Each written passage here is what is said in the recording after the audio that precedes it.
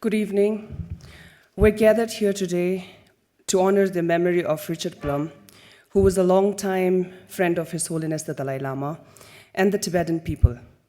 Many knew him as the founder and chairman of Richard C. Blum and Associates, the former chairman of the University of California Board of Regents, a member of President's Global Development Council, and someone who had served on the board of trustees of nonprofit organizations such as the Asian Art Museum Foundation, the Carter Center, Central European University, Glide Foundation, and the National Democratic Institute. Many of us Tibetans know him as a true humanitarian who devoted his life to protecting the needy and the vulnerable through establishment of foundations such as the American Himalayan Foundation that helped people across the Himalayan region improve their lives and secure the future of their communities. Many of us also know him for his contribution, along with his wife, Senator Dianne Feinstein, in efforts to finding a peaceful solution to Sino-Tibetan conflict. Today, we remember and celebrate Richard Blum's life and legacy in the presence of his daughter, Hedy Blum. We would like to begin with a video presentation honoring Richard Blum by Tibetan Friends.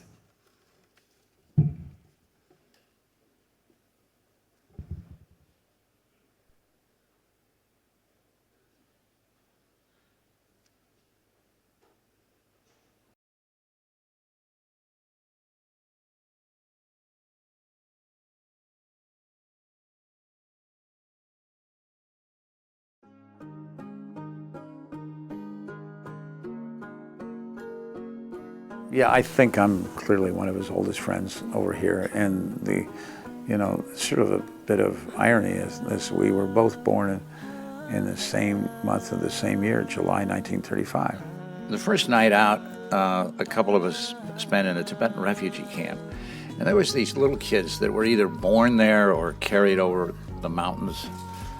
Friendly, I mean, you fell in love in about 10 minutes. So in '72.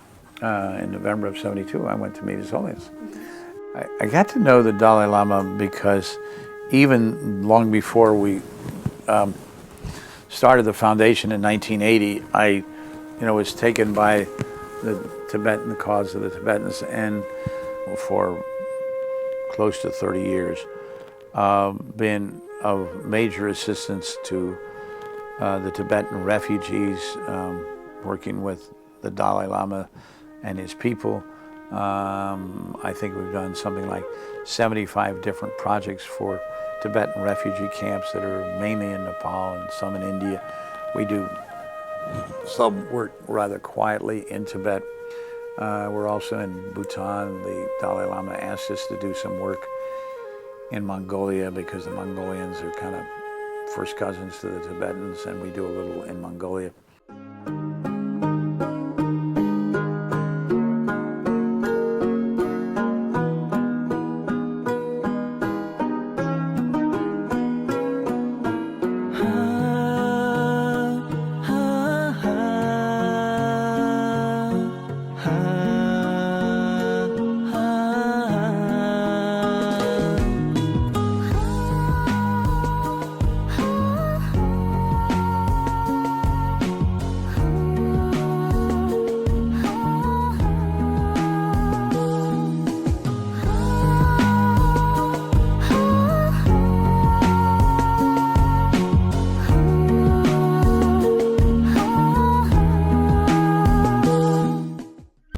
For almost 20 years, my wife and I delivered letters from His Holiness to the Chinese leadership. On the behalf of His Holiness, we implore the Chinese government to engage with the Tibetans.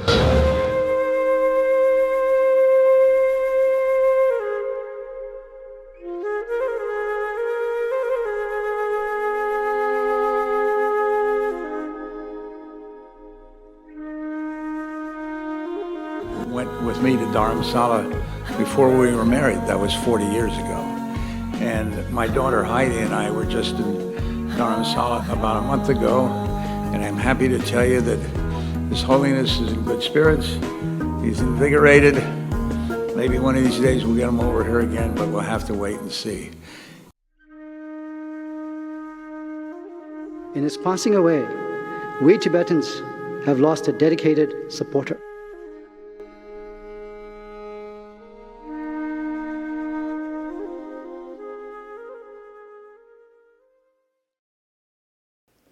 Thank you. I would like to request Honorable Sikyong Hall to welcome our guest and address the gathering today.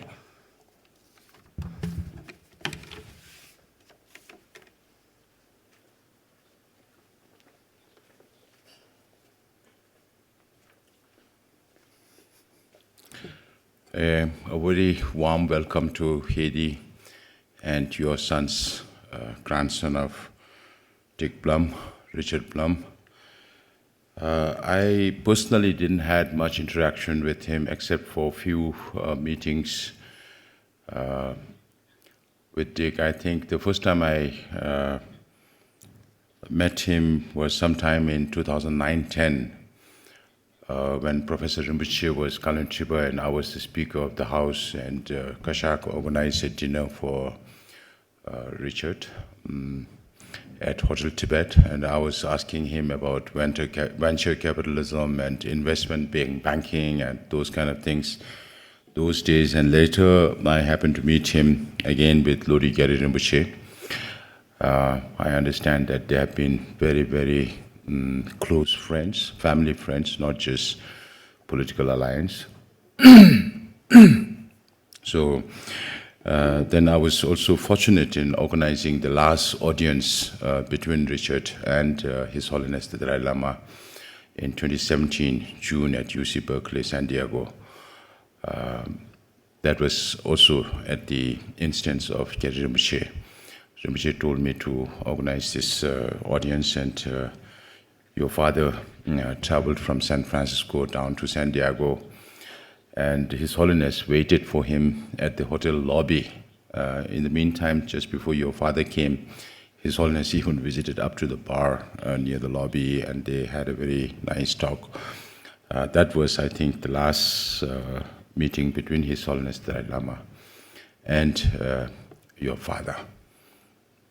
As far as I understand, your father, after a trip to Nepal, having climbed the Mount Everest, from whichever face it was mentioned in some of the note, he came to Dharamshala and met with His Holiness for the first time as early as 1972. That was even before His Holiness ever traveled to Europe. His Holiness traveled to Europe only in 1973. Later, I understand your stepmother, Senator Feinstein, was introduced to His Holiness by your father in 1978, and His Holiness the Dalai Lama visited the United States for the first time in 1979. And that was when Senator Feinstein was the mayor of San Francisco, and she offered the key of San Francisco to His Holiness the Dalai Lama. When this was His Holiness' first ever visit to the United States, and since then, the frequency of His Holiness' visit increased to the United States once in a year or twice, and sometimes even 3 times in a year. And the closeness built as the years went by, and His Holiness recognized the importance of the Congress, the role of Congress, the role of the United States Congress in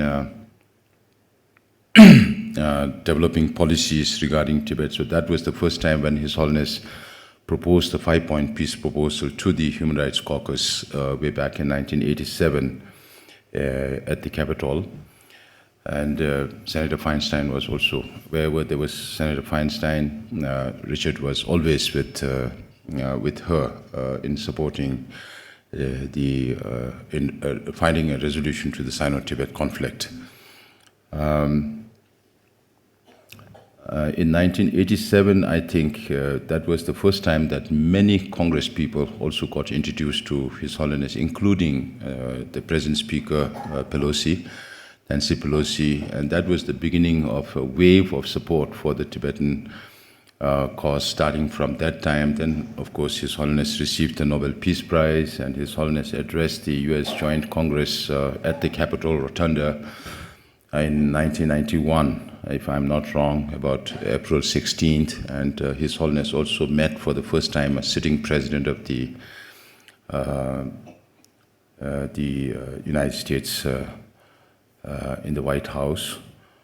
So since then, our relationship has been growing over the years after Lodi came and took over the mantle of the special representative or special envoy of His Holiness Dalai Lama to the United States, and overall responsible for dealing with China. As your father himself mentioned in his statements, that he had been instrumental, along with Senator Feinstein, to deliver many messages of His Holiness to the Chinese leaders, particularly during Jiang Zemin's time. And if we go back in history about the relations between the United States and Tibetans, I think the first American to visit Tibet was William Woodville Rockwell. He visited Tibet in 1889 and 1891, 2 times,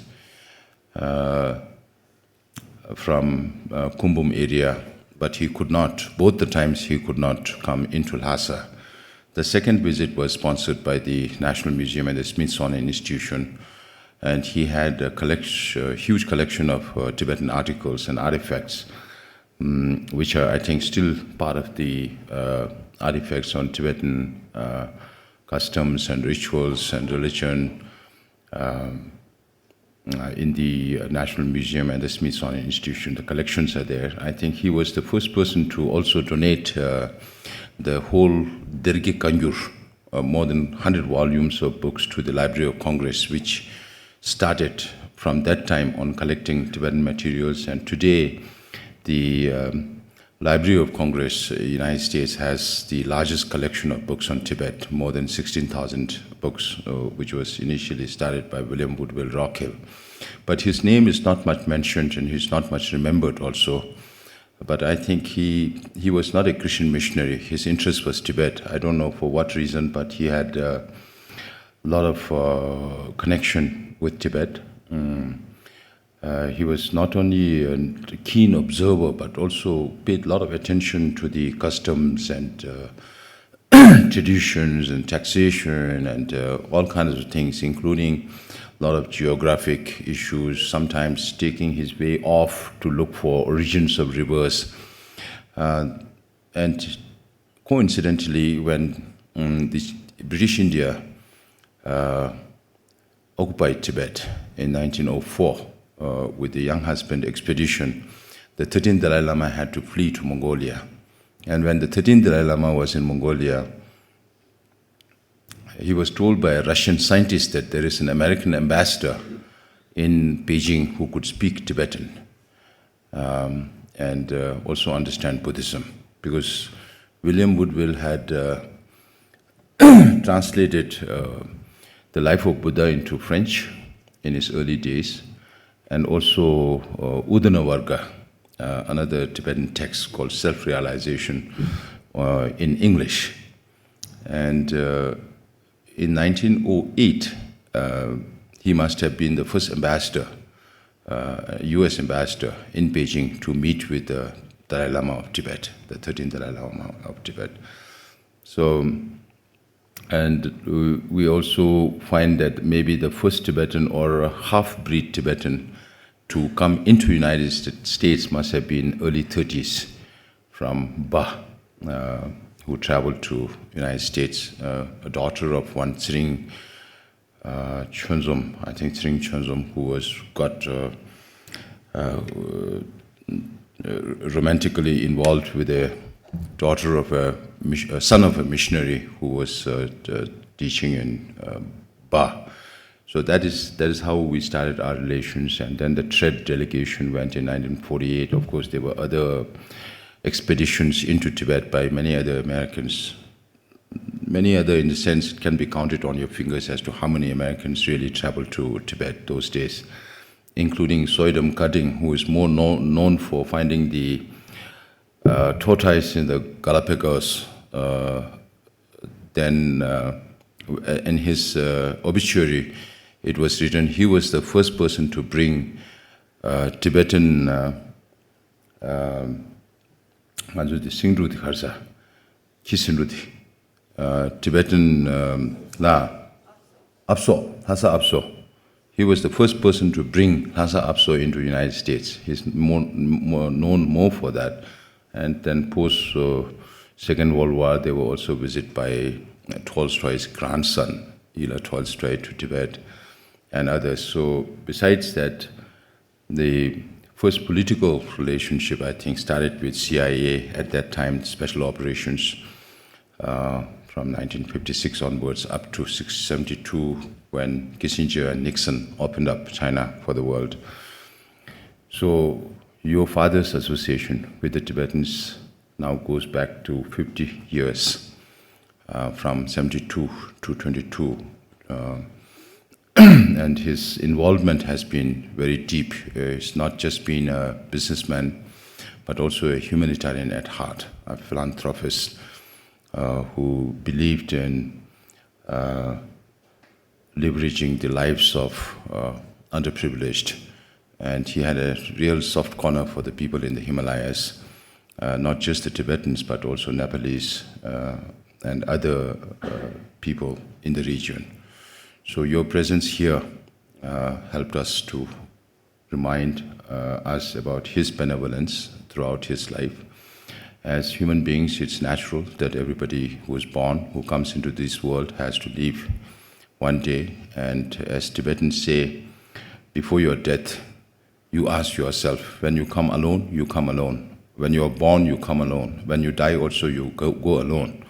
But what is more important is before your death, you ask yourself the same question, whether your life has been meaningful or not. And I would say that your father led a life not only for himself and his family, but for all the people who are downtrodden, underprivileged, and that needed support. And thank you very much for his service, and I think you will be following up on your father's work with the American Himalayan Foundation. And I wish that you will strive hard to fulfill your father's vision and hard work that he had done over the years, and maintain the goodwill with the people that he had worked with and served with. So on behalf of the Central Tibetan Administration and all the departments here represented by our civil servants here, I wish to thank your father, your mother, all your family, who will be continuing his good work. And thank you for your presence, for your son's presence at this important occasion that we try to remember his deeds. And I understand that you had a very good audience with His Holiness this morning. So you're very fortunate than many other Tibetans. I can say that for sure. And I look forward to a more robust cooperation with you and your organization into the future. Thank you so much for coming.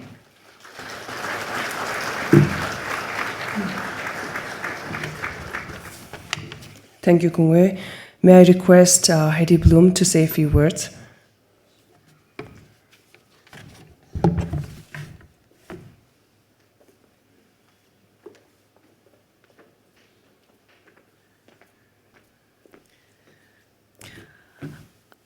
Hello, everybody. Thank you. Really, thank you so much. It's an honor for myself and my two sons to be able to represent my father and all the work and time and really passion he's put into the Tibetan cause. And I didn't prepare something very specific, but I can say that my entire life I've grown up with the cause of Tibet and the love of culture and the willingness for my father to really spend a lot of time trying to help the people, well, maintain your culture, maintain art, maintain education, language, and back in the day, of course, it was more to free Tibet, and now I know it's more for cultural development and preservation. But rest assured that, I mean, I've been involved with this my whole life. I'll do my very best to continue his legacy. The American Himalayan Foundation is quite a big foundation now, with a lot of board members who really, really do support everything that he's tried to stand for, and will be perpetuated for a very, very long time. My stepmother, who you mentioned, Dianne Feinstein, she's not as young. She's still in office, and we hope to help push some of the policy issues while she's still in office, which hopefully will be another year or two. And we just feel so fortunate to have had this example in our lives, and we'll do our very best to fulfill that legacy. So thank you for having us. Thank you for hosting us. And thank you so much. It was a really nice memorial. Thank you.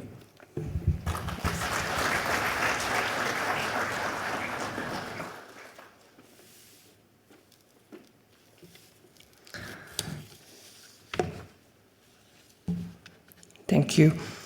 Even though Richard Blum is no longer with us in person, he will be with us in spirit and in our hearts for generations to come.